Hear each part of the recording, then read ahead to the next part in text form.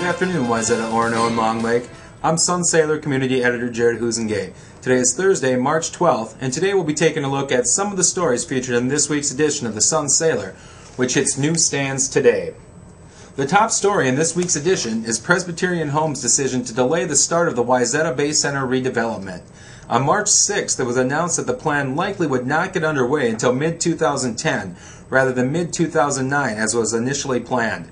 Ed Briesmeister, managing partner of the Wayzata Bay Redevelopment Company, said the new timeline is in reaction to the economic downturn the nation's currently in.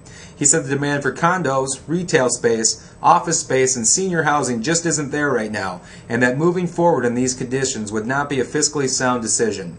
I spoke last weekend with Wayzata Mayor Ken Wilcox, who said that there are some positives and some negatives related to the delay. On the negative side, he said, is the rest of the Wayzata retail community has been looking at the Bay Center redevelopment as the shot in the arm it needs to get going again. That shot will now be further away than they'd hoped. Another negative is that the city will now have to go back over some of its budget for 2009, as it had been made with the idea that some of the fees from the Bay Center would be figured into this year's budget. The biggest plus, he said, is that the city will now have more time to find a suitable permanent location for the Muni. Currently located in the Bay Center, which houses both the on- and off-sale operations, something the city wants to continue in the future. The plan for the new Bay Center does not have a cost-effective area to keep both operations together, so the city has looked at other sites in the community to relocate the operation to. In a story on page 4, we noted the death of Wayzata resident Derek Johansson, who was killed March 3rd in a one-car crash near Delano.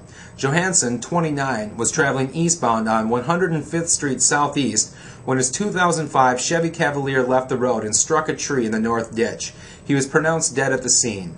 I spoke with a spokesperson from the Wright County Sheriff's Office before the issue went to print, and the spokesperson said the case was still under investigation, but it appeared Johansson was not wearing a safety belt. No other information has yet been released regarding the accident. On this week's editorial page, I wrote a column letting readers of our print edition know about this very webcast.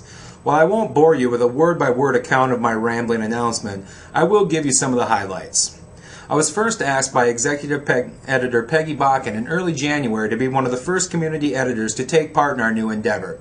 The catch was, I had to agree to it without knowing what that endeavor was.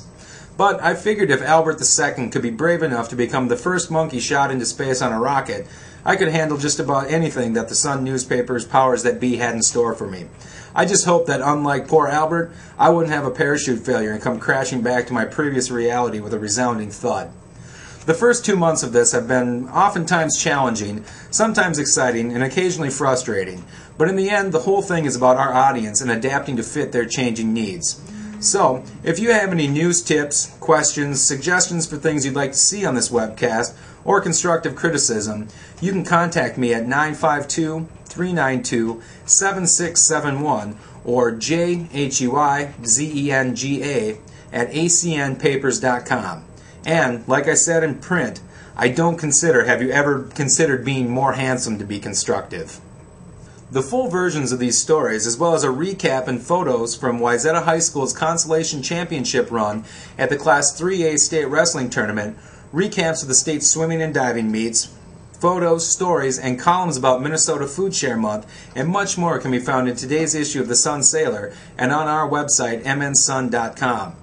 For Wayzata Today and mnsun.com, I'm Jared Husengay, and I'll see you tomorrow.